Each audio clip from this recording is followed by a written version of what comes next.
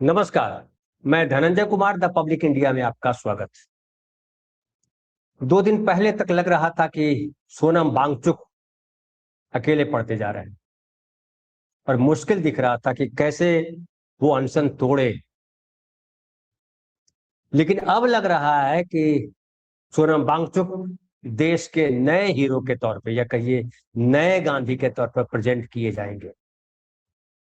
अन्ना, याद कीजिए, अन्ना जो है अचानक देश के हीरो बन गए थे और कहा था ये दूसरा गांधी है।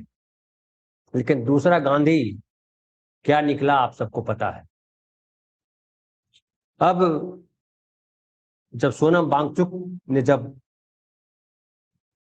सीजीपी के मंच पर जाकर के आमरण अनशन शुरू किया था तो सब लोगों ने कहा था कि सीजीपी अपने आप में जो है वो बीजेपी का एजेंडा है।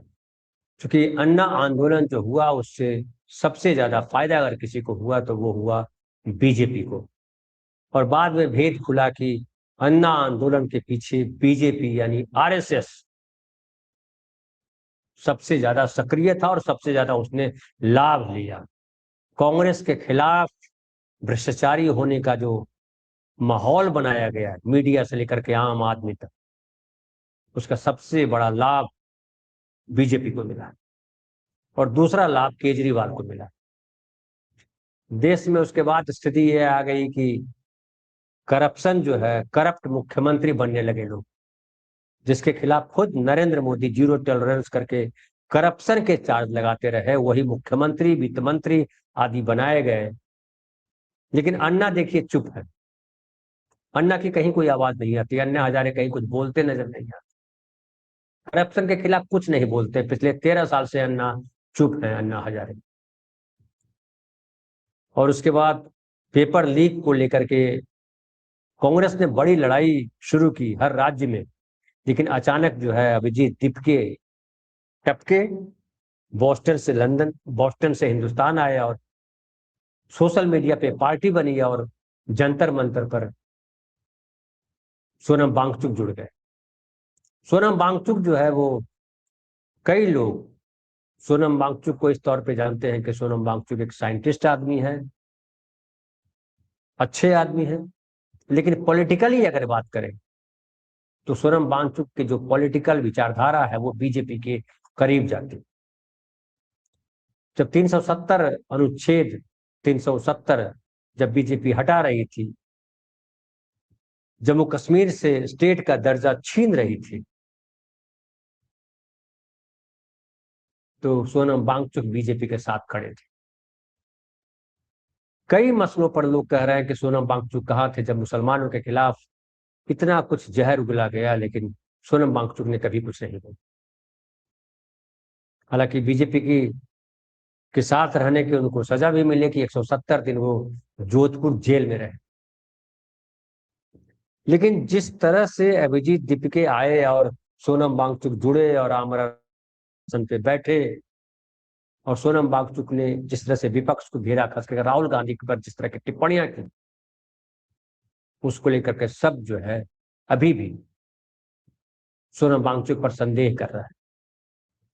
लेकिन पिछले 2 दिनों में सोनम वांगचुक की तरफ जिस तरह से चंद्रशेखर, समाजवादी पार्टी और अब केजरीवाल, ये सब जब मंच पर आने लगे और सोनम वांगचुक के लिए माहौल बनने लगा, इवन किसान नेता भी आने लगे, सब याद कर लीजिए पूरा परिदृश्य। तो ऐसा लगने लगा है अब कि उत्तर प्रदेश में जो चुनाव होना है फरवरी मार्च में, ऐसा लग रहा है कि बीजेपी की तरफ से तैयारी हो रही है। अब तक जो सिनेरियो था उसमें यह था कि कांग्रेस और समाजवादी पार्टी एक मोर्चा होगा और दूसरे मोर्चे पर बीजेपी, आमने सामने की लड़ाई होगी। और आमने सामने की लड़ाई में योगी को भारी मुश्किल आने वाली। लेकिन अब जो सिनेरियो दिख रहा है उसमें ये दिख रहा है कि पहले केजरीवाल का जो है ये वीडियो सुन लीजिए, उसके बाद हम और बात करते हैं डिटेल। केजरीवाल का वीडियो दिखाइए, आज जो उन्होंने भाषण किया, कल जो उन्होंने शाम में भाषण किया वो देखिए। जितने कॉम्पिटिटिव एग्जाम होते हैं, जब कॉम्पिटिटिव एग्जाम बच्चा देने जाता है वो कोई एग्जाम नहीं होता, वो उसके लिए एक सपना होता है। वो एग्जामिनेशन हॉल में घुसता है, उसे एक विश्वास होता है कि मैं अपनी मेहनत और अपने इंटेलिजेंस के बल पे अपना भविष्य बनाऊंगा। मैंने भी आईआईटी के पेपर दिए थे।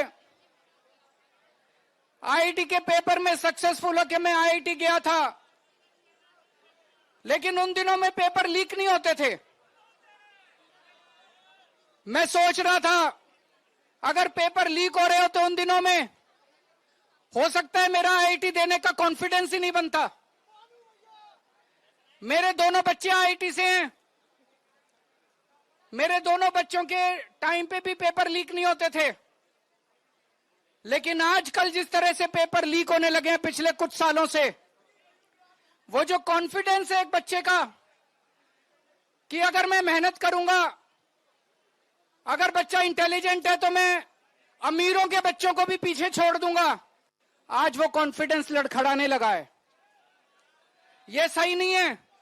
ये देश के लिए बहुत खतरनाक है। ये देश के लिए बहुत खतरनाक बात है। तो ये देखिए जो केजरीवाल कह रहे हैं, वो कह रहे हैं उन दिनों पेपर लीक नहीं हुआ करते थे, पिछले कुछ सालों से पेपर लीक हो रहे हैं। तो उन दिनों, किन दिनों की बात कर रहे हैं केजरीवाल? केजरीवाल कांग्रेस के समय की बात कर रहे हैं। जब केजरीवाल आईआईटी का एग्जाम दे रहे थे तब कांग्रेस की सरकार हुआ करती थी देश में। जब उनके बेटे एग्जाम दे रहे थे तब भी कांग्रेस की सरकार हुआ करती थी। लेकिन कहीं कांग्रेस का जिक्र नहीं किया, कहीं नहीं कहा उन्होंने कि हमने जो कांग्रेस पे करप्शन के चार्जेस लगाए उसके खिलाफ इतना जहर उगला, कांग्रेस बेहतर थी, ये कहीं केजरीवाल ने नहीं कहा। और केजरीवाल, समाजवादी पार्टी के नेता भी जा रहे हैं लगातार, डिंपल यादव भी गई। ऐसा नहीं लग रहा आपको कि ये तीसरा मोर्चा खड़ा हो रहा है? आप याद कीजिए जब इंडिया गठबंधन बनाया जा रहा था तब शुरुआत में नीतीश कुमार जब इधर से उधर, इस पार्टी से उस पार्टी, इस स्टेट से उस स्टेट जाकर के सब पार्टियों से मिल रहे थे, तो अखिलेश यादव जो है वो थर्ड फ्रंट बनाने का मोर्चा खोले हुए। हालांकि थर्ड फ्रंट बना नहीं और अखिलेश यादव को कांग्रेस के साथ आना पड़ा। लेकिन अब लग रहा है कि चंद्रशेखर, देखिए चंद्रशेखर भी अलग लड़ेंगे। समाजवादी पार्टी और कांग्रेस के बीच जो है वो खींचतान होने वाली है, क्योंकि कांग्रेस भी कह रही है कि हमारा स्टेक है, हम ज्यादा सीटों पर लड़ेंगे। अखिलेश यादव जानते हैं अगर ज्यादा सीटों पर कांग्रेस लड़ती है तो उनका एक छत्र राज्य नहीं होगा और कांग्रेस की लगाम रहेगी उनके पास, उनके ऊपर। फिर उत्तर प्रदेश में संजय सिंह बहुत स्ट्रगल कर रहे हैं, लगातार पेपर लीक को लेकर के बात कर रहे हैं।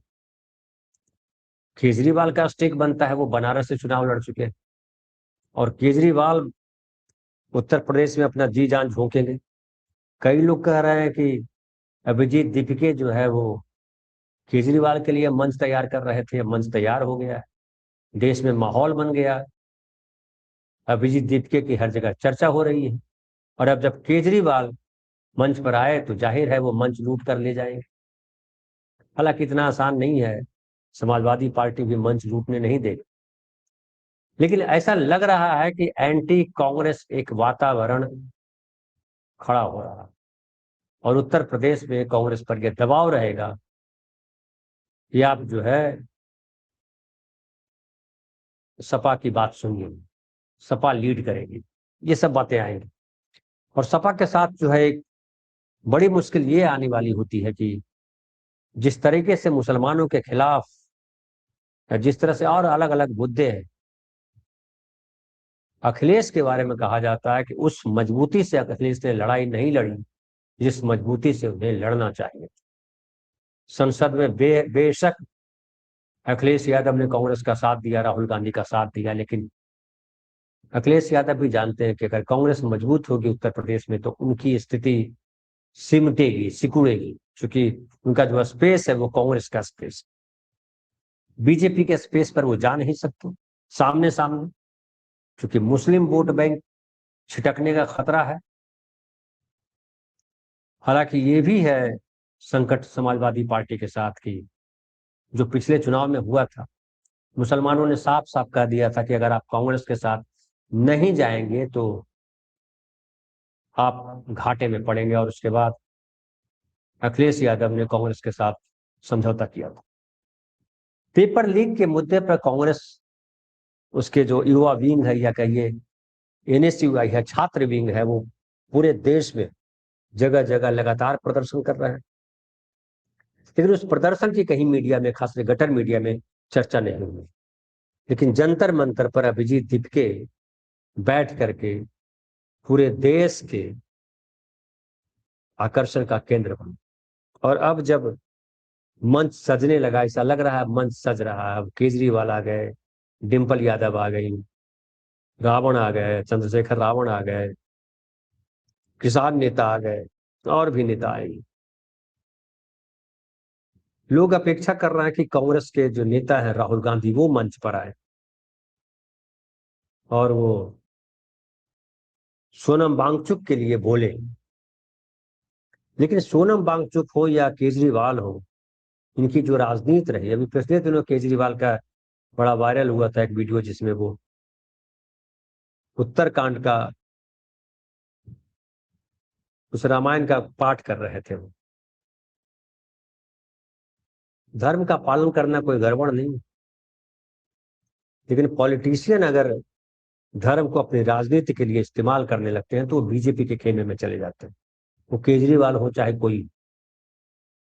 आप अगर याद कीजिए, मैंने बड़ा विरोध किया था जब यहाँ मध्य प्रदेश में जब विधानसभा चुनाव हो रहा था और उसमें धीरेन्द्र शास्त्री को लेकर के आए थे कमलनाथ, अपनी सभा वहां सत्संग करा रहे थे। मैंने कहा था कि ये भट्ठा बिठा देंगे कांग्रेस का। फिर बीजेपी और कांग्रेस में अंतर कहाँ है? और वही हुआ, बुरी तरह हारी कांग्रेस वहां। कमलनाथ फिर से जो चीफ मिनिस्टर बनने का सपना देख रहे थे धीरेन्द्र शास्त्री के भरोसे, धर्म के पाखंड के भरोसे, वो चकनाचूर हुआ। हालांकि मैं देखता हूं कांग्रेस के भीतर अभी भी वो चेतना नहीं आई है। अभी भी वो चंदन माथे पर लपेट करके जो है राजनीति में उतरना चाहते हैं। लेकिन चंदन लपेटने में जितना बीजेपी आगे है, कोई आगे नहीं आ सकते। कहीं गांधी को हमने नहीं देखा, महात्मा गांधी ने चंदन लपेटा हुआ था, त्रिपुंड लगाया हुआ था। न नेहरू का मैंने कोई फोटो देखा। आप लोगों ने देखा होगा तो जरूर जिक्र कीजिएगा। धर्म पालन अलग है, लेकिन जो देश है वो सांप्रदायिक देश नहीं है, किसी एक धर्म का देश नहीं है। वो देश धर्मनिरपेक्ष राष्ट्र, सबके लिए सभी धर्मों का बराबर मान है। जो धर्म का पालन करते हैं करे, किसी को रोकने का कोई की मंशा नहीं है। लेकिन देश का कोई धर्म नहीं है। देश का धर्म, सरकार का धर्म एक, हर नागरिक तक सरकार का पहुंचना, सरकार की सुविधाओं का पहुंचना, उसके जीवन में सरकार की जो भूमिका होनी चाहिए मददगार की, वो होना। तो पहचान पहचान करके अगर सरकार मदद करे तो शर्मनाक है। कम से कम हमारे संविधान के नाम पर वो ग्लानि वाला भाव। जिस तरीके से केजरीवाल ने अपना प्रदर्शन किया और फिर बीजेपी काबिज हो गई। आमतौर पर लोग बोलता है कि अगर केजरीवाल ही लाना है, अगर सॉफ्ट हिंदुत्व ही लाना है तो फिर बीजेपी क्या दिक्कत है? तो खुलेआम मुसलमानों के खिलाफ बोलता है। और देखिए जिस तरीके से हीरो बनाया जा रहा है सोनम वांगचुक को। सोनम वांगचुक कहीं किसी धर्मनिरपेक्ष वाले माहौल में अपने आप को रखा नहीं हुआ। लद्दाख को लेकर के आंदोलन तब शुरू किया जब उनकी जो मांग थी वो बीजेपी ने पूरी नहीं की और उनको लगा कि उनके राज्य के लोग उनके खिलाफ खड़ा हो जाएंगे, जो उनके नेता के तौर पे पूजते हैं, गड़बड़ हो जाएगी। और फिर बीजेपी ने उनको जो है उनकी जगह दिखा दी। अब जब बाहर निकल के आए और अनशन पे बैठे तो भी उन्होंने जो है वो राहुल गांधी से सवाल किया और कहा कि अगर नहीं आएंगे हमसे मिलने तो अपना छोटापन दिखाएंगे।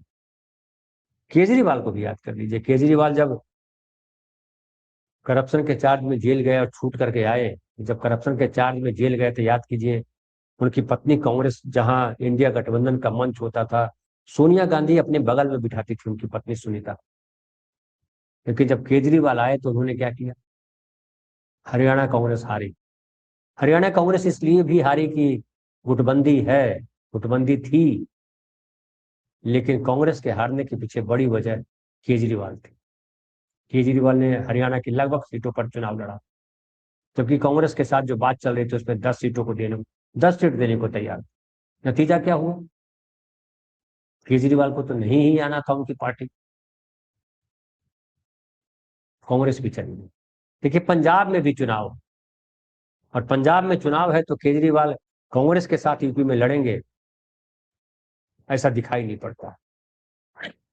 और पेपर लीक के मामले पर वो जो बोल रहे हैं वो उससे पंजाब भी साथ रहे हैं, उत्तर प्रदेश भी साथ रहे हैं। प्रधान पंजाब में उनकी सरकार है और पंजाब में उनकी लड़ाई सीधे कांग्रेस से है। तो समझिए कि केजरीवाल की विश्वसनीयता सोनम वांगचुक के साथ जो है जो जुड़ने से बढ़ती। आम लोगों में ये मैसेज आता है कि देखिए सोनम वांगचुक इतना नेक काम कर रहे थे, कोई नहीं गया, केजरीवाल पहुंच गया, अब सब ठीक हो जाएगा। केजरीवाल के पास जो है जबरदस्त प्रचार तंत्र, मीडिया में भी उनका दखल है, और मीडिया को केजरीवाल को दिखाने में कोई परेशानी नहीं होती है, क्योंकि बीजेपी भी जानते हैं कि केजरीवाल उभरेंगे तो कांग्रेस कमजोर होगी, कांग्रेस कमजोर होगी तो बीजेपी मजबूत होगी। तो उत्तर प्रदेश हो या पंजाब हो, ये जो अनशन है, देखिए एक बात समझ लीजिए, धर्मेंद्र प्रधान का इस्तीफा नहीं होने वाला है।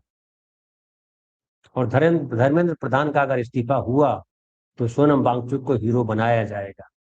और सोनम वांगचुक को हीरो तब बनाया जाए जब जब लगेगा कि केजरीवाल और सोनम वांगचुक इतने ताकतवर हो गए हैं कि कांग्रेस को डैमेज कर सकते हैं। अभी जो राजनीति है वो सीधा सीधा है। ये जो लड़ाई लड़ रहे हैं, कह रहे हैं कि हम बच्चों के लिए, पेपर लीक के लिए लड़ रहे हैं, अब ऐसा साफ साफ दिखने लगा है कि ये पूरी पॉलिटिकल लड़ाई, और ये लड़ाई कांग्रेस को पीछे धकेलने की। नहीं तो कांग्रेस ने जिस तरह से तमाम मसलों पर लड़ाई लड़ी, राहुल गांधी ने लड़ाई लड़ी, राहुल गांधी की पार्टी में ढेर सारी गड़बड़ियां, इससे भी इनकार नहीं किया जा सकता।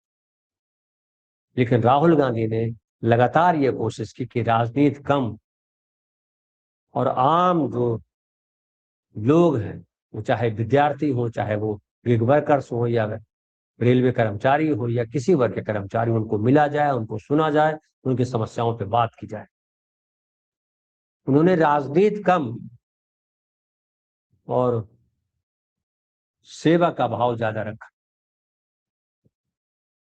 कई बार हालांकि उनका एजेंडा उनके ही पार्टी के लोग जो है फ्लॉप कर देते, जिसे सामाजिक न्याय का मुद्दा, सामाजिक न्याय के मुद्दों को जिस तरह से राहुल गांधी ने पिच बनाया था, अगर उस पर चलते रहते तो कथा कुछ और। आज देखिए सामाजिक न्याय गौन हो चुका है, सामाजिक न्याय की कहीं चर्चा नहीं। पीडीए बनाया उन्होंने, सामाजिक न्याय के बरक्स पीडीए, समाजवादी पार्टी के नेता अखिलेश यादव ने, क्या हुआ पीडीए का।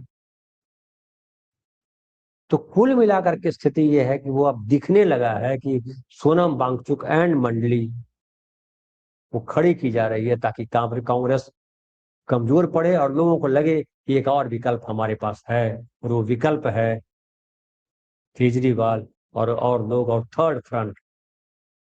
लेकिन ये थर्ड फ्रंट जो है वो बीजेपी के फायदे के लिए खड़ा हो जाए।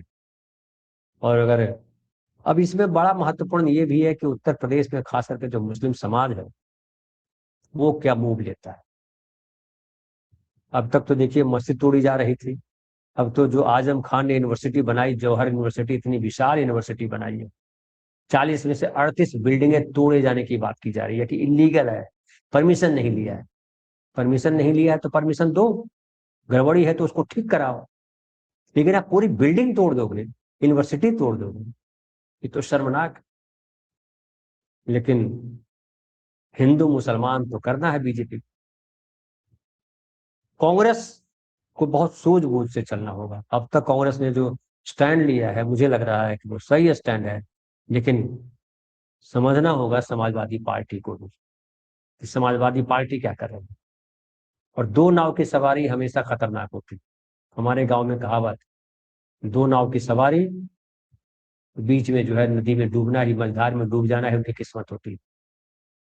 केजरीवाल वो अलग कथा है उनकी, लेकिन अखिलेश यादव ने अगर कुछ इधर से उधर हुआ तो अखिलेश यादव के लिए रास्ता नहीं बचेगा। ये कि अखिलेश यादव को इस फ्रंट पे जाने से पहले सोचना था, और अभी भी सोचने का वक्त। ये दिशा क्या ले रहा है। फिलहाल इतना ही, बहुत बहुत धन्यवाद।